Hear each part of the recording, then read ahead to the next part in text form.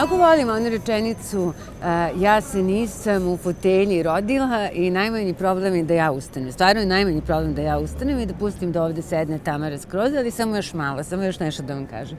Ja sam totalno fascinirana onim što sam sinoć videla u emisiji Upitnik, dakle utorak 1. novembar. Ajde odmah da vidite šta kaže sadašnja državna sekretarka MUP-a, a nekad novinarka Biljana Ivković. Svakodnevno smo imali politička ubistva, pa imali smo ubistva visokih policijskih funkcionera, političkih funkcionera, svakodnevno. Ja imam ovdje jedan spisak, pripremila sam ako mi dozvolite. 2001. godine ubijen dopisnik Večernjih novosti Milan Pantić. Na Novom Beogradu ubijen bivši visoki službenik DB-a Momir Gavrilović, dakle vaš kolega. Dušan Spasović, zanimljivo pušten iz pritvora, nisam ni očekivala da bi bilo drugačije. Rade Bulatović, savjetnik za bezbednost Koštunice. Dakle, pregršt političkih ubistava. Ja mislim da je to slika kako izgledaju mediji danas. Dakle, novinari postaju državni sekretari MUP-a, izgovaraju dokumentovano neverovatne besmislice, dokumentovano sahranjuju žive ljude, a dijalog je došao dotle da više niko nikog ne sluša, pa samim tim može da se izgovori ovako nešto i da nema nikakve reakcije. Evo sad ću da pustim da sedne Tamara Skroz, samo da vam kažem. Iako su se mediji ove sedmice uglavnom bavili špijunima, jajincima i američkim marincima, meni su pažnju privukle neke teme koje čini mi se mnogo bolje opisuju i objašnjavaju u kojoj meri smo izgubili kompas i koliko ubrzano hrlimo ka totalnom dnu. Ove nedelje ubijena je još jedna žena. Ona je bila žrtva svog partnera, porodičnog nasilja. To naravno nije ništa čudno i novo, jer je od početka ove godine u istim situacijama stradalo 25 žena. To je otprilike srpsko prolazno vreme za oktobar mesec. Međutim, važno je reći da od tih 25 žena koje su stradale, samo 9 je doživelo, da kažem, lakšu smrt vatrenim oružjem. Sve ostale ubijene su sekirama, noževima ili su preminule od posledica iskrvarenja.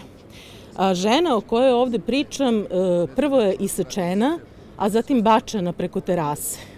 Ubica i nasilnik je njeno 4-godišnje dete ostavio da gleda i zapomaže nad mrtvom majkom.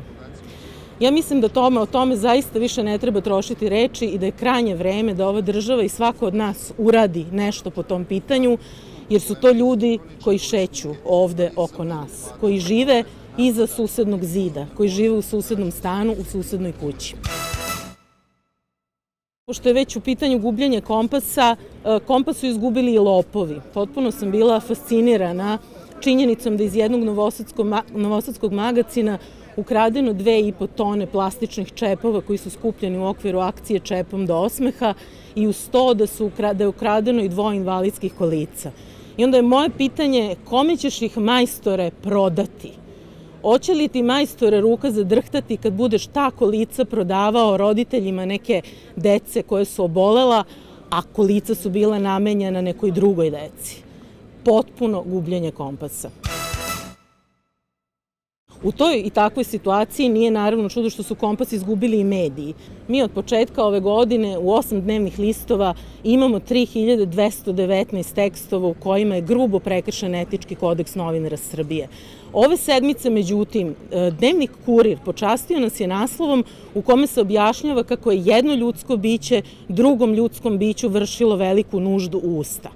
Ja zaista ne znam kakav je i čiji javni interes da se takva bljuvotina pojavi u jednom tiražnom listu i ne znam zaista kakva je javnost čiji bi interes bilo da čita i gleda tako nešto. Kompas je izgubljen i na sajmu knjiga.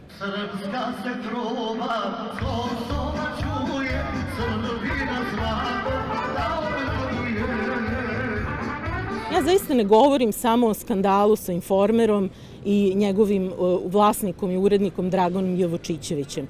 Mislim da činjenica da se na Informerovom štandu pojavila besplatna frizerka, pojavilo besplatno manikiranje, da se tu pojavila Ceca i čitava ona ekipa iz Grand Parade, nije ništa čudno. Oni su odavno izgubili kompas. Mene je mnogo više fascinirao već pomenuti Aleksandar Vulin koji je na sajmu knjiga promovisao svoju knjigu vrlo prigodno nazvanu Mrak.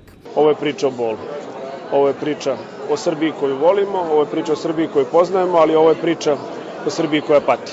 Pogodila me njegova rečenica u kojoj kaže kako je ta knjiga, kako je ideja te knjige da pomazi rane srpskog naroda. On prigodno zaboravlja da su upravo on i njegovi sadašnji i bivši saborci te rane napravili. Prema tome, ako bi Aleksandar Vulin mogao da zaobiđe nas i naše rane, mislim da bi bilo mnogo bolje.